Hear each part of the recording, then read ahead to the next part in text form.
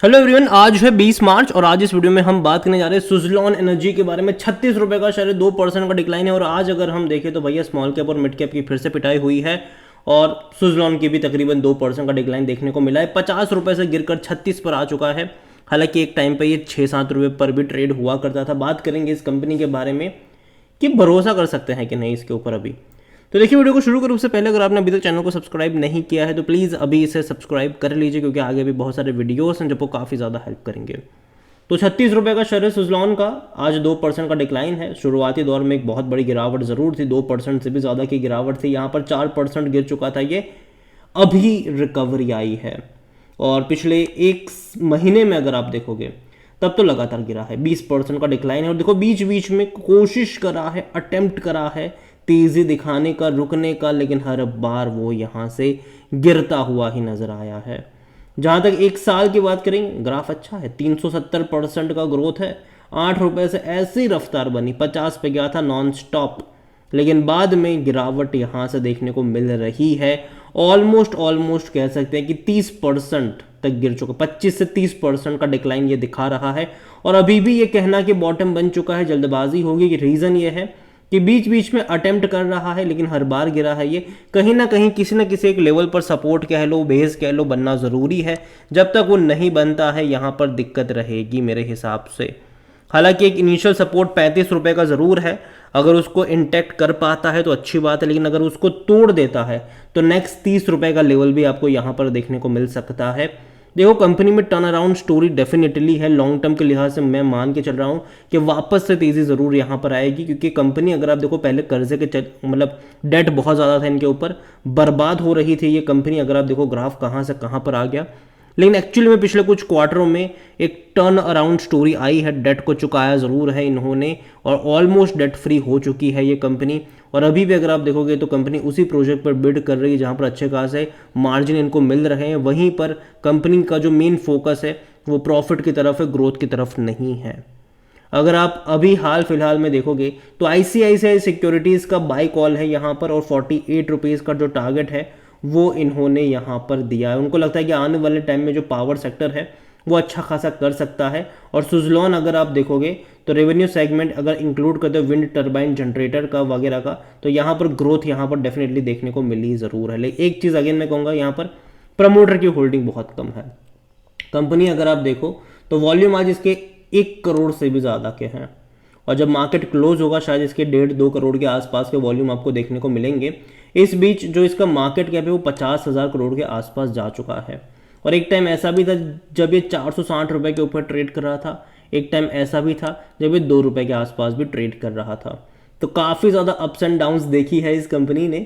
अगर हम नज़र करेंगे इस कंपनी के ऊपर तो देखिए पिछले कुछ टाइम में कई सारे ऑर्डर्स इसको मिले हैं और ये अच्छी बात है। और देखो, आने वाले टाइम में जो पावर कंपनीज़ है वो अपनी कैपेसिटीज़ को विंड एनर्जी में भी बढ़ा रही है, और उसको लेकर जो विंड टर्बाइन अगर जो चाहिए उसके लिए, तो सुजलॉन डेफिनेटली एक बहुत बड़ा प्लेयर वहाँ पर हो सकता है।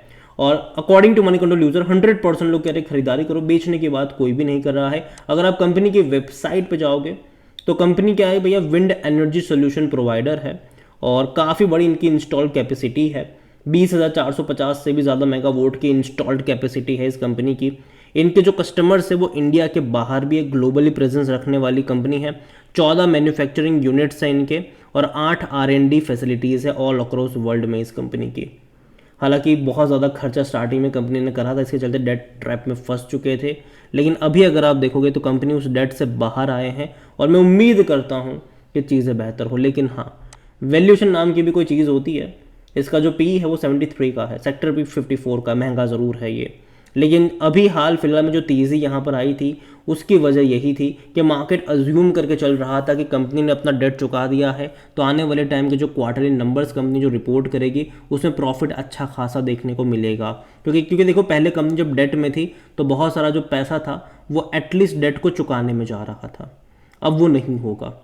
और यही वजह कि 100% एनालिस्ट खरीदारी करने की बात करें। फिनेंशियल्स अगर आप देखोगे इस कंपनी की तो जैसे कि मैंने कहा कि कंपनी जो है वो प्रॉफिट पे फोकस कर रही है, कंपनी का ग्रोथ पे फोकस थोड़ा सा कम है। अगर आप यहाँ पर देखोगे तो रेवेन्यू वाइज कोई उतना बड़ा ग्रोथ लास्ट क्वार्टर में नहीं था, एक ग्रोथ था भी लेकिन उतना ज़्यादा नहीं था। लेकिन प्रॉफिट अगर आप देखो क्वार्टर ऑन क्वार्टर बहुत बड़े ग्रोथ से गुजरी है ये कंपनी। तो ये एक अच्छी बात है कि प्रॉफिट अच्छा है, लेकिन अगेन मार्च क्वार्टर से और बड़ी उम्मीद है यहाँ पर है, क्योंकि पिछले साल मार्च क्वार्टर बहुत शानदार था। 1950 करोड़ का इनका रेवेन्यू था मार्च क्वार्टर में, और प्रॉफिट 280 करोड़ का था। तो इस बार देखते हैं कि नंबर्स किस तरीके से आते हैं। मुझे लगता है कि शायद पिछले साल के मार्च जितने प्रॉफिट शायद ना देखने को मिले, लेकिन फिर भी मैं मान के चल रहा हूँ कि धीरे धीरे प्रॉफिट वाइज ग्रोथ यहाँ पर एक्सपेक्टेड रहेगा, जो कि अच्छी बात होगी इस कंपनी के लिए। लेकिन जो एक नेगेटिव चीज़ है वो है शेयर होल्डिंग। प्रमोटर के पास बहुत कम क्वांटिटी है, 13.29% है। और जब शेयर में तेज़ी आई थी, प्रमोटर से पूछा गया था कि प्रमोटर अपनी क्वांटिटी यहाँ पर बढ़ाएंगे कि नहीं, तो प्रमोटर ने बोला था कि अभी उनका कोई प्लान नहीं है, फ्यूचर का कुछ कह नहीं सकते। और देखो, प्रमोटर अभी तो नहीं खरीदने आने वाले, क्योंकि जिस प्राइस पे शेयर बैठा हुआ है प्रमोटर नहीं खरीदेंगे। प्रमोटर हाँ, जब शेयर में गिरावट आएगी तब शायद प्रमोटर एंट्री कर सकते हैं। 1.33% म्यूचुअल फंड्स के पास है, 4.82% डोमेस्टिक इंस्टीट्यूशंस लेकर बैठे हैं, एफआई 17.83% पर है।